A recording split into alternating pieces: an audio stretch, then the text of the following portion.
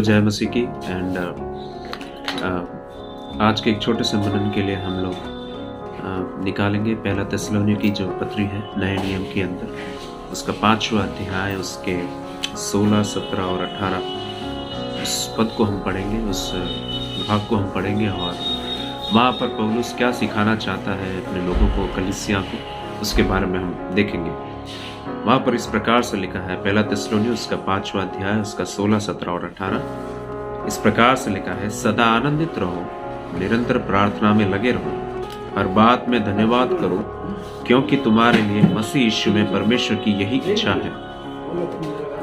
And यहाँ पर जो हम देखते हैं, मेरा जो फोकस है यहाँ पर, मैं एक चीज़ पे यहाँ पर केंद्रित करना चाहूँगा, वो है हर बात में धन्यवाद करो। इस बात के ऊपर मैं केंद्रित करूँगा और मेरा आज का जो शीर्षक रहेगा वो यही रहेगा कि हमें हर बात में परमेश्वर को धन्यवाद देना है। यहाँ पर पौलुस थिस्सलुनीकि के जो कलीसिया है, जो उनको वो सिखाना चाहता था कि क्योंकि थिस्सलुनीकि जो चर्च है वो प्रभु में अभी नया ही था, और पौलुस के सामने वो अभी एक छोटा सा बालक के समान है जो अभी अभी नया बना ही है। एंड कलीसिया में इतनी जानकारी नहीं है, उनको इतना ज्ञान नहीं है। एक छोटा सा बच्चा जो होता है, जिसको हर बात में इंस्ट्रक्शंस दिए जाते हैं या फिर उनको आज्ञाएं दी जाती है या अनुदेश दिया जाता है, उनको जो भी बातें सिखाई जाती है वो उसी प्रकार से थिस्सलुनीकि की जो कलीसिया है उनको भी वो एक छोटे से बालक के समान थे। उनको भी इस प्रकार की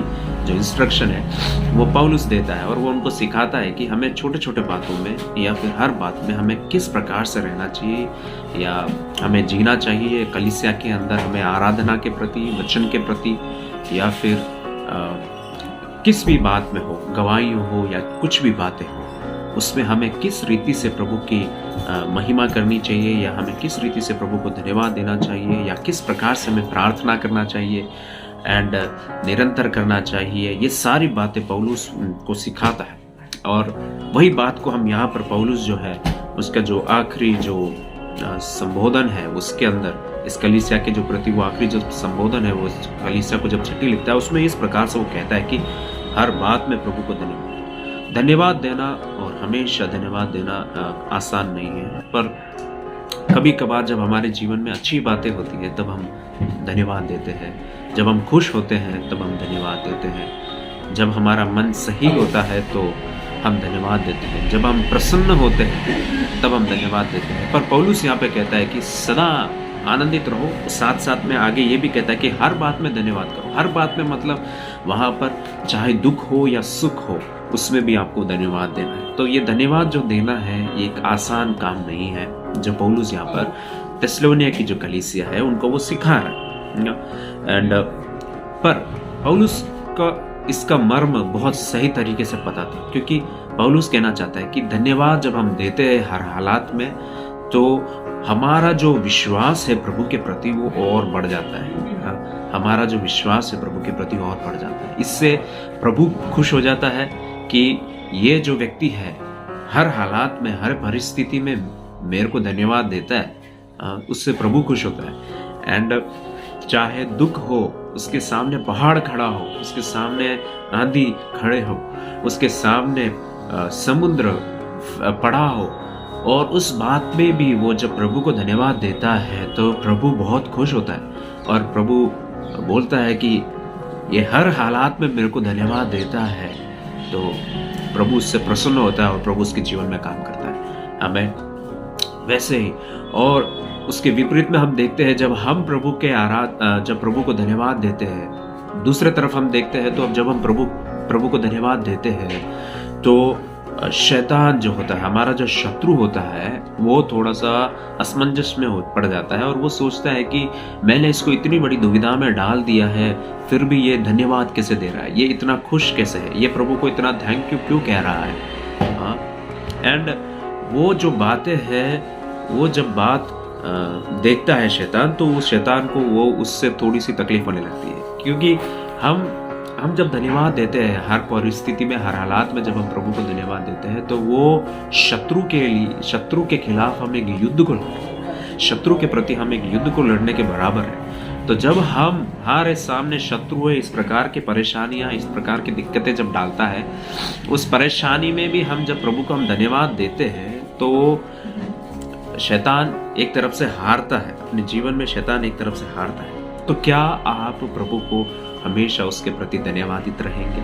क्या आप हमेशा हर हालात में, हर परिस्थिति में, हर मोड़ पे, हर जगह पे, हर उतार में, हर चढ़ाव में, क्या आप प्रभु के प्रति हमेशा धन्यवादित रहेंगे?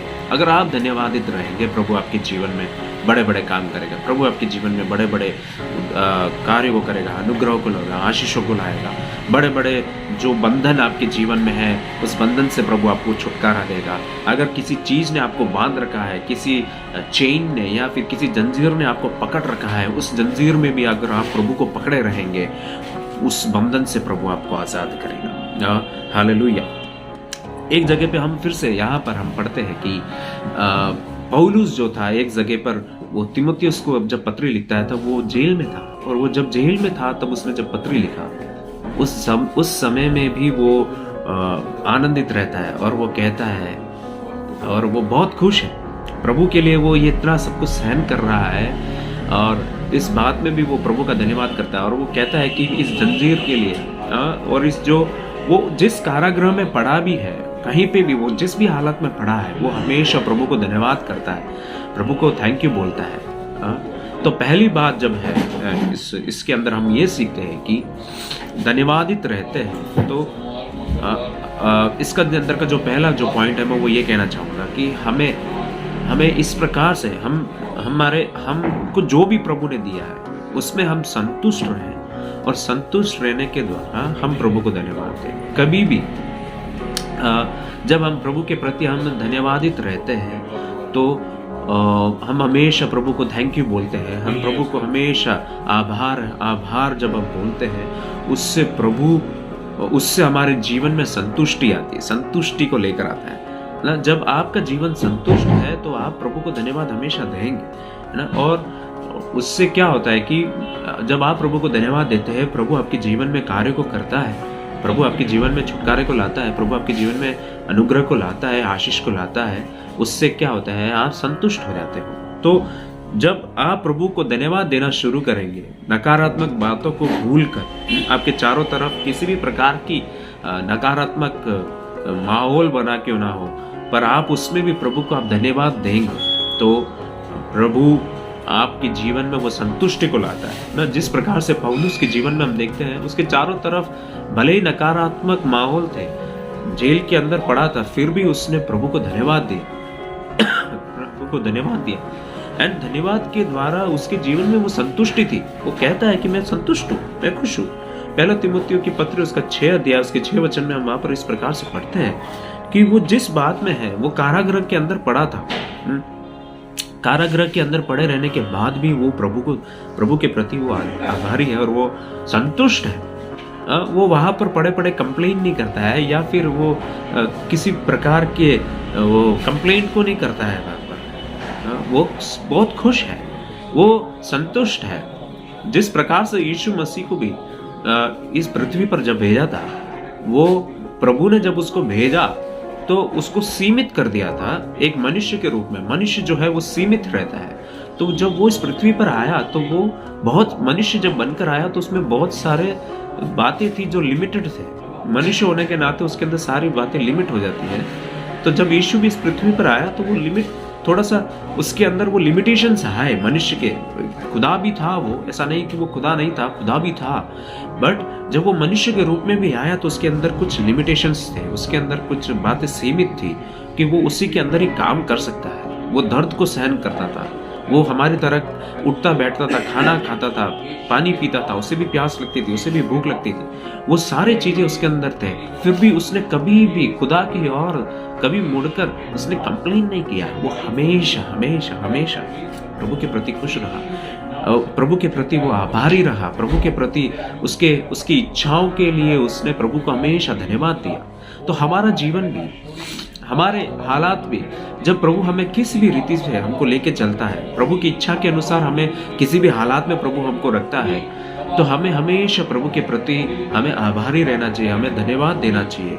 प्रभु की इच्छा के लिए हमें प्रभु को बोलना चाहिए कि प्रभु इस हालात के लिए हम तेरा धन्यवाद करते हैं। जब हम इस प्रकार से हम प्रभु को धन्यवाद देंगे, उस हालात के लिए प्रभु को हम थैंक यू बोलेंगे, तो प्रभु हमारे जीवन में वो संतुष्टि को लेकर आएगा। और वो संतुष्टि जब हमारे जीवन में हम आएगी तो हम प्रभु की महिमा को और बढ़ाएंगे। पौलुस के जीवन में भी संतुष्टि थी और यीशु के जीवन में भी हम देखते वही संतुष्टि थी। उससे क्या हो गया कि वो लोग ने प्रभु की महिमा की। उन्होंने अपने लिए कुछ तो नहीं किया, पर उन्होंने क्या किया, प्रभु की महिमा की, प्रभु की उन्होंने बहुत आदर किया, प्रभु का उन्होंने सम्मान किया। बोला कि प्रभु इस बात के लिए हम तेरा धन्यवाद करते हैं, ये माहौल के लिए हम तेरा धन्यवाद करते हैं। फिलिपियों की पत्र उसका 2 अध्याय 5 से हम 8 में जब पढ़ते हैं, वहां पर यीशु को देखते हैं कि वो इस पृथ्वी पर आया, एक मनुष्य के रूप में आया, नम्र हुआ, एक दास का रूप लिया उसने। वहां पर हम आगे भी पढ़ते, उसने वो इतना आज्ञाकारी रहा कि उसने क्रूस पर मृत्यु को भी सहन किया। वहां पर उस बात को हम देखते हैं। वहां पे भी उसने कंप्लेन नहीं की, शिकायत नहीं किया कि ये क्या है खुदा, ये है पिता तू मुझे कहाँ लेकर आया। उसने ऐसा कुछ नहीं कहा, बल्कि उसने धन्यवाद दिया और उसमें वो संतुष्ट रहा। हमारा जीवन भी ऐसा ही होना चाहिए कि हमें प्रभु जिस भी हालत में रखता है, हमें जिस भी परिस्थिति में रखता है, हम जब कभी भी प्रभु को हम धन्यवाद देंगे, प्रभु हमारे जीवन में वो संतुष्टि को लेकर आएगा। प्रभु हमारे जीवन में एक छुटकारे को लेकर आएगा। प्रभु हमारे जीवन में एक अनुग्रह को लेकर आएगा। आपके जीवन में अगर किसी भी प्रकार का बंधन है, किसी भी प्रकार का कोई भी चीज है जिसने आपको बांध रखा है, या फिर आप किसी चीज के अंदर सीमित है, या फिर आपको जीवन में कुछ नहीं है, उस बात में भी जब हम प्रभु को धन्यवाद देंगे, प्रभु आपके जीवन में काम करेगा। प्रभु उस संतुष्टि को आपके जीवन में लेकर आएगा, उस आशीष को लेकर आएगा, उस बंधन से आपको छुड़ाएगा और शैतान उस समय हारने लगेगा और आप उस युद्ध में जीतने लगेंगे।